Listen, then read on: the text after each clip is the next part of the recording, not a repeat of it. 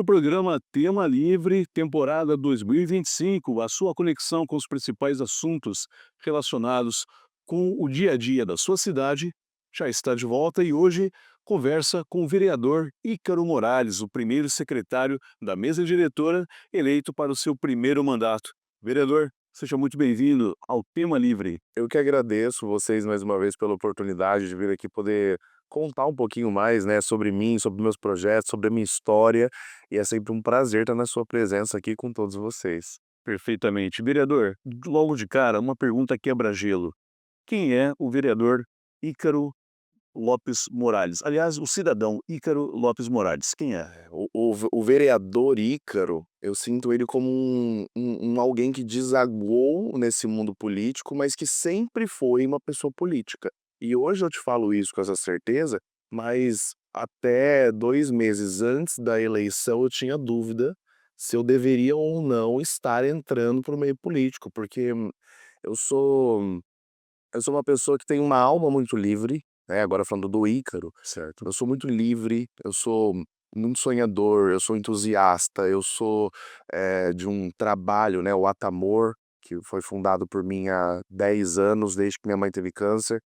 Lá é quase que uma monarquia, fazendo uma alusão até ao castelo, às princesas do Atamor. É Hum. uma monarquia, porque eu sempre geri a instituição me inspirando naquilo que eu acredito, investindo no que eu acredito, gerindo, administrando o Atamor, de acordo com a praticidade da iniciativa privada, né.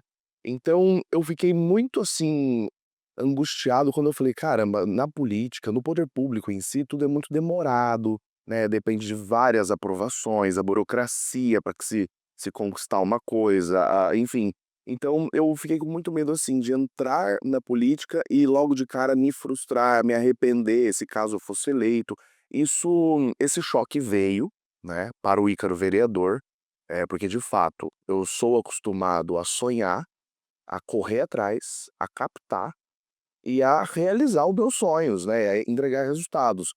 Na política, tudo é muito mais demorado, porque dependem de vários processos, né, e de várias pessoas também, que precisam concordar com aquilo que eu acredito. Mas eu assumo que eu estou muito feliz como Ícaro vereador, porque eu tenho conseguido trazer um ar diferente, acho que até para a câmara, às vezes eu conversando com os meus colegas vereadores, eles falam: "Ai, chama o Ícaro para deixar o clima leve". Eu chego, né, descontraindo, e isso sou eu, esse é o Ícaro cidadão. Eu sou advogado de formação, sou ator, sou fundador da instituição Atamor e, hoje apresentador também, né, de um programa nova empreitada, uma nova empreitada, vamos ver aí no que vai dar, essa tua. Vou apresentar fazer um programa aí aos domingos de manhã no canal aberto. Tô muito animado, né, para conciliar tudo isso com o meu ofício aqui na vereança. Então você imagina, tempo.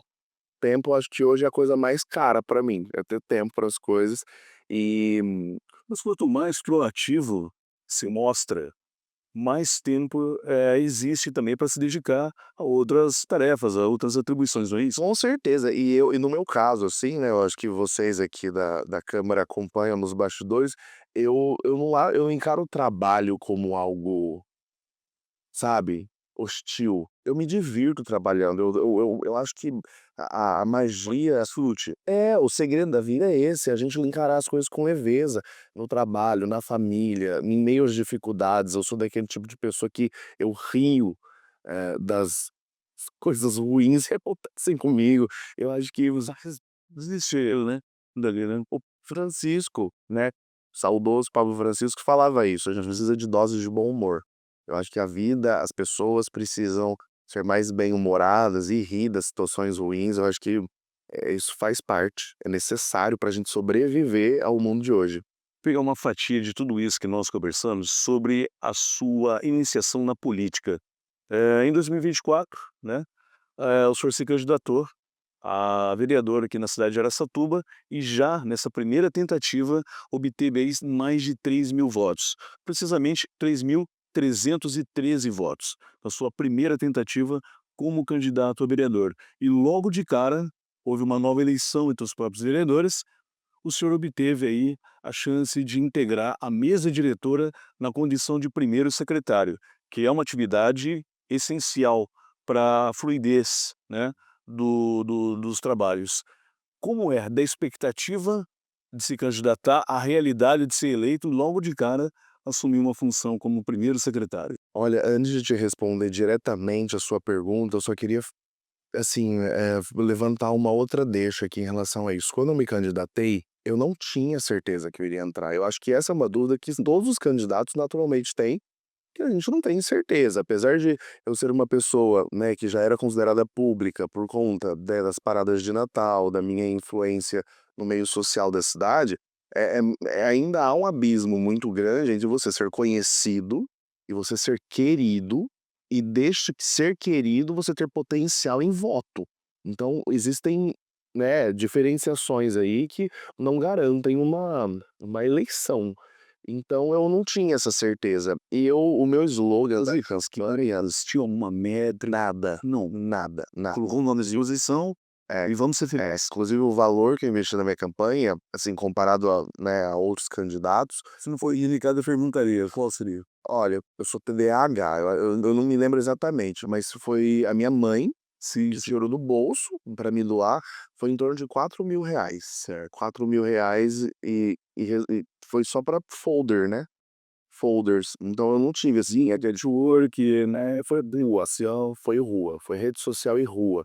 Eu lembro que eu colocava aquele meu casaco de brilho do Atamor, assim, e ia pra rua. Eu andei as principais ruas da cidade, entrei em cada estabelecimento, no sol, vale frisar, no sol, com aquela roupa, emagreci, foi ótimo, mas eu lembro que o meu slogan sempre foi batendo na tecla de eh que o araçatubense, o brasileiro, precisa começar a enxergar que o valor dos políticos ou as pessoas que sejam capazes de ter ali o seu voto, não pode se derivar por conta de uma ideologia somente ou por conta de um partido. Eu acredito que eu poderia ter estado em partidos que me facilitariam de alguma forma, em frente a um determinado público. Só que aí eu estaria me traindo se eu estivesse usando uma ideologia ou um fundamentalismo ou, não sei, assim, eu quis desde o começo estar em Partidária. eu sempre quis desde o começo estar em um partido que me desse a liberdade de ser quem eu sou, que o Ícaro, ele é do partido, que partido ele é? Tal. Ah, então ele é não, eu não quero que ninguém me encaixote, eu não quero, A cidadania seria esse fora da caixa ao qual o senhor se refere? cidadania seria o partido que me deixa Nos dias de hoje, pelo menos. nos dias de hoje, que o Brasil está segregado, dividido, polarizado, seria um partido que me deixa ser quem eu sou e que não macula a minha imagem ao lado, né. E eu sendo fruto, um produto de um trabalho de formiguinha dentro de hospitais, que lido com pessoas brancas, amarelas, pretas, eh, católicos, evangélicos, pessoas não crentes, não ateus, eu lido com pessoas de matriz africana, eu lido com héteros, homossexuais, eu lido com a diversidade, com a realidade, né, porque, eh, nós vivemos em bolhas. E se você entra num hospital e você se submete a entender que ali a doença não escolhe quem ela gosta ou quem ela vai, deixar passar, você começa a entender que a gente precisa parar de se dividir e entender que a minha dor, do jeito que dói em mim, dói em você. E que nós, numa situação de vulnerabilidade, o meu mau cheiro é igual ao seu. Então eu sempre quis trazer para a política essa união, esse olhar de conciliação, de perdão, de não separação. Então o Cidadania me deu essa isenção de lados para que as pessoas votassem em mim por essa visão, por esse propósito, por essa esperança, né, porque eu tenho esperança de dias melhores para o Brasil. Então, nem a esquerda, nem a direita, sempre em frente, seria mais ou menos por aí. Sim, sempre bom senso. Acho que o que tá faltando hoje é bom senso. E quais são as pautas com as quais o senhor mais se identifica e que, de certa forma, norteiam os seus projetos que são apresentados aqui na Câmara Municipal? Então, eu tenho pilares, né, da minha formação como pessoa. Eu sou filho de professora, Então eu tenho um carinho muito, muito, muito, muito grande pela educação. Eu acredito no poder da educação na vida das pessoas como um agente de transformação, de mudança de futuro. Eu tenho, claro, desde também a minha mãe é uma grande influência na minha vida. Minha mãe se adoentou há 11 anos atrás, foi diagnosticada com câncer, e desde então eu vesti, né, isso eu incorporei essa causa, que é o combate ao câncer, que está totalmente ligado à saúde, à prevenção. E aí, respondendo sua pergunta, a humanização, eu sou um cara que parte para o lado da humanização do atendimento. E aí você me pergunta: "Mas humanização, isso não seria uma perfumaria da saúde? Não é mais importante a gente investir em medicamento?" Não, eu não tô concordo, é necessário que todos os lados e todas as questões sejam garantidas, mas a humanização, vem de encontro àquilo que eu vejo no meu dia a dia, a Tamor, que é o quê? Tem muitas pessoas que estão já passando pelos cuidados paliativos, ou seja, não tem mais o que fazer. Estão usando da qualidade de vida. Não adianta mais remédio, não adianta mais comida, não adianta dinheiro, não adianta intervenção do poder público, assim, materialmente. O que que você pode fazer pra uma pessoa que está nessa condição? É dar dignidade, é dar, eh, é olhar aquela pessoa não como mais um número, ou como mais um possível óbito, mas garantir a ela até o último minuto, até o último segundo de vida, respeito, dignidade. E para isso precisa haver uma capacitação, precisa haver uma humanização do sistema público de saúde. Ah, é utópico. Não, não é. Porque né, o Atamar me possibilita estar em centros, oncológicos em todo o estado de São Paulo, no sul do país, e lá dá certo. Lá dá certo. Eu vou pegar um exemplo, assim, um exemplo que nem é tanto de lidar com as pessoas, mas é uma questão de infraestrutura que garante humanização. Existe um carro, chama carro morgue. Na verdade é uma cama que ela tem um fundo falso. Ela abre, sabe o carro do Batman que abre a porta assim? É muito triste quando você tá numa situação angustiante, que é lutando pela vida, pela saúde, você tá lá no hospital, aquele medo: "Ai meu Deus, vai dar certo, não vai dar certo", e aí você vê um corpo enrolado num lençol, passando pela porta do seu quarto. Isso te enfraquece, isso te faz pensar: "Será que eu vou ser o próximo?", né. Você vê alguma pessoa hospital é normal pessoas falecerem, mas tem um cuidado que custa muito barato. Se um hospital público, por exemplo, tiver um carro morgue, que é essa cama com fundo falso, que ao invés das pessoas que falecerem serem expostas e levadas, enroladas em lençóis, você coloca dentro desse carro, fecha, e é como se fosse uma maca vazia, sabe? Inclusive, nas minhas redes sociais eu vou mostrar isso na próxima semana. Eu estive no Amaral Carvalho, bebo muito da água da fonte desses grandes centros oncológicos e eu quero trazer isso para cá. Independente do poder público abraçar a ideia ou não, eu vou implementar essas coisas aqui através da iniciativa privada e, claro, com o aceite, né, das autoridades, eu preciso deles me deixarem proporcionar mais humanização, mas eu acredito nisso, sabe, na humanização, na educação, que saúde vai muito além de remédio. Muito, e muito longe de remédio. Existe dignidade até no pós-vida. Com certeza. E o Atamor me ensinou de que a morte também não é um fim, a pessoa morrer, o câncer venceu. Não, o câncer não vence ninguém. O que o senhor pensa sobre isso, Zé? Eu vejo a morte como um atravessar, né? Eu vejo a morte como um até já já. A gente se vê logo. E eu acredito que para onde a gente vá, não existe impaciência, não existe: "Ah, meu Deus, eu tô com saudade de você". Não, a saudade é humana, né, então, eu vejo muito a humanização também destinada não só para o paciente, mas para o acompanhante. Digo isso porque eu hoje só lidero e desbravo o voluntariado oncológico, porque eu tive uma mãe que sobreviveu ao câncer. Mas e aquelas famílias que são devastadas com o falecimento de um ente querido, com uma doença dessa que é terrível. Qual é o amparo que o município, que o estado dá psicologicamente para essas pessoas que muitas vezes, aqui dando um exemplo prático, mães de crianças com câncer que precisam sair do emprego, que muitas vezes precisam sair de suas respectivas cidades e depender de favor, de casa de apoio para morar aqui, e você sabe, né, nós sabemos que crianças fazem birra, tem aqueles dias de indisposição, e aquela mãe, porque são crianças, não são exato.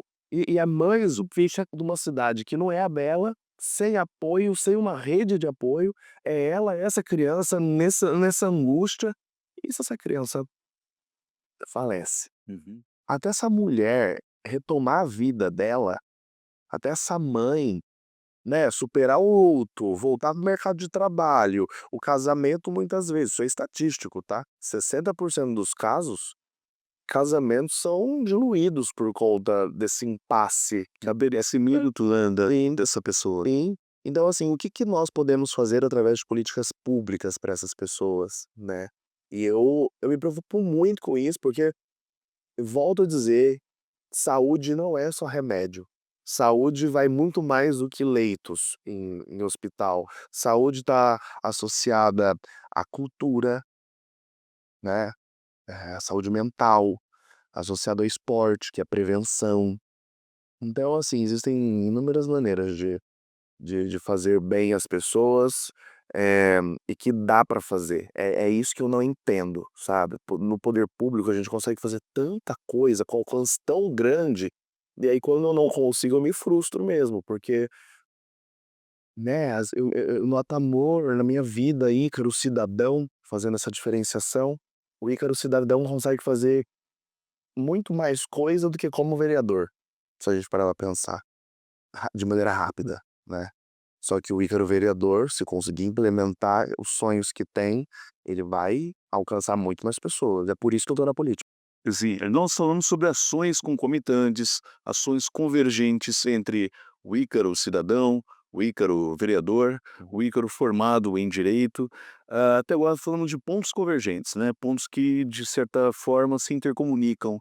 Ah, Vereador, existe também pontos que são divergentes ou conflituosos na condição de quem é um empreendedor social por aclamação, que é o seu caso, na prática, e também o homem público, político. Existe uma hora que existe um choque, por exemplo. O senhor percebe isso, assim, quando tem que lidar com o empresariado, na hora de buscar um apoio social para a parada de Natal, que já é um evento mais do que esperado aqui no nosso município, e na hora de votar projetos dentro da Câmara? Existe, existe. Como é essa preparação, assim? Pra mim o mais difícil na vida pública, que pergunta capciosa sua, né, que pergunta, veja, me pegou na curva. Sim, o que fora da caixa.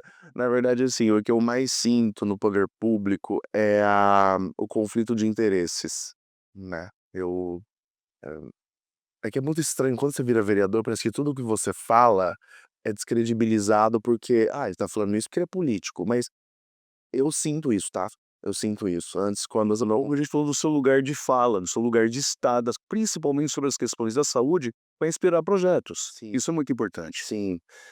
A única coisa que vem me assim, que me angustia um pouco, é porque eu entrei na política para trabalhar. E, ai meu Deus, eu vou ser processado. Mas eu fico à vontade. Pô, deixa, né, mais um. Eu quero trabalhar, eu quero fazer, eu tô, assim, borbulhando de vontade de ver as coisas mudarem mesmo, de das coisas acontecerem. E quando nós estamos numa casa legislativa colegiada, nós temos muitos conflitos de interesses, né, porque eu venho do trabalho, eu sou um produto de uma vida dedicada com ações reais de mudança, de transformação. Aí volto lá naquela conversa, eu não me elegi por ideologia, por fundamentalismo, por placa de partido, eu sou um produto de coisas reais, assim. Eu chego aqui para continuar fazendo na expectativa de que eu consiga fazer isso e potencialize isso. Não vou dizer que eu não estou conseguindo, eu estou, Sim. mas a engrenagem é muito difícil. Isso é muito difícil. Isso aí eu reconheço que a iniciativa privada me possibilita fazer o que eu desejo, porque eu tenho um poder de persuasão, eu acredito, e aí eu me sento com empresários prestando sim, o que contribui, né, sim. Eu já chego com as fotos, com os vídeos: "Olha aqui, chegou um ar de novidade", não, sinceramente. Fazer o primeiro é difícil, mas dar sequência também é bem difícil, mas quando você tem um piloto ou um serviço prestado, pô, seria possível, né, fazer mas é isso, eu acho que na iniciativa privada eu tenho a oportunidade de me sentar com a pessoa, de olhar no olho da pessoa, de apresentar um projeto, de sensibilizar essa pessoa, contando uma realidade que ela existe, muitas vezes não é a mesma da pessoa, porque ela não sabe o que está acontecendo dentro de um leito da Santa Casa. Tem muita gente lá que está precisando de você, agora, nesse horário, a gente está gravando aqui, tem gente que está angustiada, que às vezes é um dia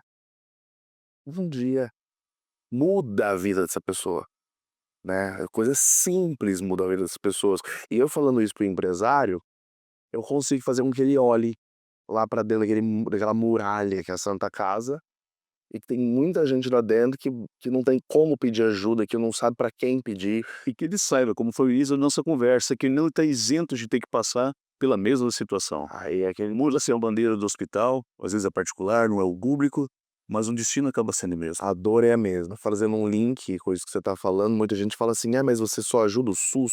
Não. Quantas e quantas vezes lá no Castelo do Atamor nós acolhemos mulheres, né, sua grande parte, que são, pacientes de convênio, que são de hospitais particulares em busca de raspar a cabeça e ganhar uma peruca. "Ah, mas ela tem dinheiro". Não, às vezes a empresa, né, tem, né, oferece ali um plano médico e aí mas é isso, assim, eu acho que a gente tem que parar de se sentir diferente, começar a se ver igual, sabe, todo mundo é igual. Quando você adoece, quando eu adoeço, a gente vai feder igual, o nosso mau cheiro é igual, entendeu? É isso. Eu acho que é isso que tá faltando na política, é a gente parar de afastamento, e isso me incomoda porque na minha família isso aconteceu, Perfeito. né, de pessoas que eu amo, eu ver parar de conversar por divergências políticas. E, assim, sentindo na pele que eu falei: "Eu não quero ser um agente segregador, eu quero ser um agente agregador na política, eu quero fazer com que as pessoas voltem a sonhar, a se unir juntas", né, é isso. Perfeitamente. Vereador, nosso tempo flui com uma rapidez, assim, que é o balanço só, né, mas é legal porque traz bastante ideias para serem assimiladas e levar, às vezes, até uma modificação de comportamento, já que mudança, pessoas não mudam, mas podem modificar pensamento e, consequentemente, levar a um novo comportamento. Ah, em breve, essa entrevista deve ser veiculada a partir do mês de agosto, tá? Até lá, a Câmara já votou um projeto da sua iniciativa, entre tantos, você já apresentou já no primeiro ano, que é a ideia da Câmara Livre. É justamente tirar os trabalhos, eu não digo tirar, mas levar ao grande público aquilo que é produzido dentro da sede do Poder Legislativo de Araçatuba. Essa aproximação que o senhor busca? Eu fico muito feliz de A você. Câmara está distante disso, da realidade das pessoas?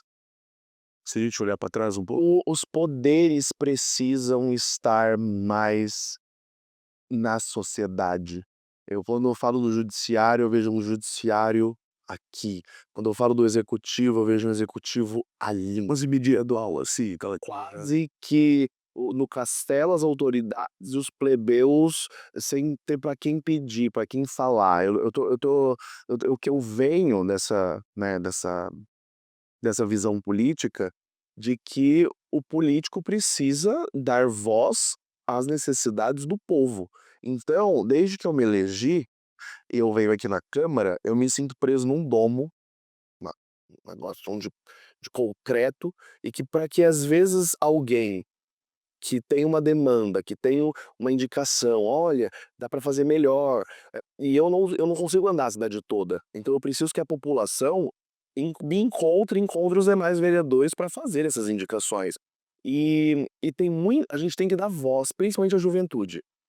Os jovens têm muito que serem valorizados. Os jovens têm muitas ideias boas e é sempre o último público a ser escutado. A gente se preocupa com criança, a gente se preocupa com idoso, a gente se preocupa com doente, a gente se preocupa com pessoas com transtornos, a gente se preocupa com o meio ambiente, mas e a juventude que ninguém fala? Ninguém tá falando de juventude, então a minha inspiração para criar a Câmara Livre vem de encontro com essa ardência, esse ardor, perdão, da juventude que vai à rua, que se dispõe. Então o Câmara Livre é um projeto que existe em outras cidades e que eu quero trazer para cá, espero que passe, que os vereadores absorvam a necessidade e a importância disso, porque é como se a Câmara, os vereadores, saíssem dos seus gabinetes e fossem de encontro com o público. Então a ideia do Câmara Livre é o quê?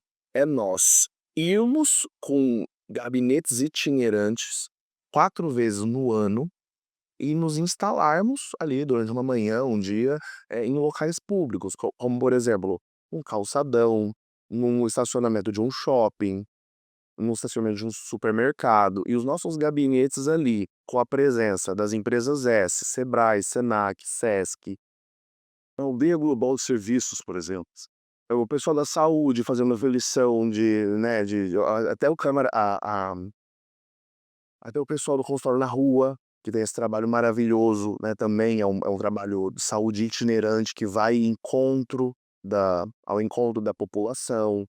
Então, assim, eu quero trazer isso, eu quero desmistificar esse negócio de que: "Ah, o vereador não presta, o povo da câmara não trabalha", eu vou não, opa, eu não. E eu não tenho medo de ir para a população, porque eu confio no meu trabalho, eu sei o que eu estou fazendo. Então, se a gente não tem medo, por que não sair daqui e encontrar a população para ouvir a população? Eu quero trazer, não é popularidade, é popularizar a Câmara no sentido de a Câmara tem que estar na população, não aqui no gabinete, no ar-condicionado, não. A gente tem que estar no meio do povo, na rua, pelo menos 4 vezes no ano. E eu espero contar com a apoio dos vereadores para isso, eu espero que eles venham para a rua comigo. Até o programa ser veiculado, provavelmente o projeto já foi apreciado, consequentemente votado e também aprovado aqui na Câmara. Bom, aí vocês vão saber quem quer ir para a rua e quem quer ficar no ar-condicionado. E também, parafraseando o Milton Nascimento, então o agente público tem que ir onde o povo está. Exatamente, nós estamos aqui por eles. Então não tem sentido para mim, durante tanto tempo de legislativo aí em Araçatuba, só agora alguém tá tendo essa ideia de unir a Câmara toda e tá levando isso pra rua, porque é óbvio, isso é importantíssimo, isso é imprescindível, nós precisamos estar no meio das pessoas, pegando as indicações, porque como eu disse, eu não consigo humanamente, em questão de tempo, estar em todos os bairros, vendo tudo o que acontece, então eu preciso que a população ajude a gente a ver essas lacunas, né, é isso. E na esteira dessa colocação que o senhor fez, da parceria entre o agente público e a população, eu faço essa última pergunta para que o senhor defina para mim, numa frase simples ou numa palavra, o que é ser vereador em Araçatuba?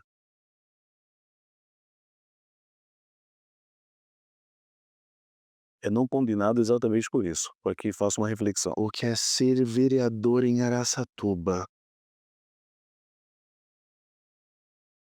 Eh, no meu caso, é cumprir no meu caso é cumprir com algo que vem de Deus. E olha que eu acabei de falar que eu não tenho fundamentalismo nenhum, né. Eu tentei fugir muito disso. Eu não quis ser político, eu nunca, sabe, pra mim é arriscado estar aqui, né, assim, eu não vou falar, aqueles que: "Ai, não preciso estar aqui", não. Eu quis estar aqui, Escolheu. escolhi, tentei por diversas vezes outros caminhos pra minha vida, pra minha alegria profissional. Eu entrei no Big Brother, tá, gente, várias vezes, quase entrei, e não ia. Eu falava: "Meu Deus do céu". Olha esse foro na televisão do Big Brother, eu sou muito mais interessante, como é que o Boninho não me chama, sabe. Eu parei, entendi, agora na política eu vejo uma uma junção de tudo que eu sou. O artista tá aqui, o advogado tá aqui, e a pessoa sensível do social tá aqui. Então não existe lugar, não existe profissão, não existe ofício que me dê a oportunidade de explorar todas as minhas personalidades e faces do que na política. Eu me encontrei na política. É por isso que, respondendo a sua pergunta, eu estou cumprindo com algo que eu nasci, eu acho. Eu acho que eu nasci para estar aqui. Me encontrei na política.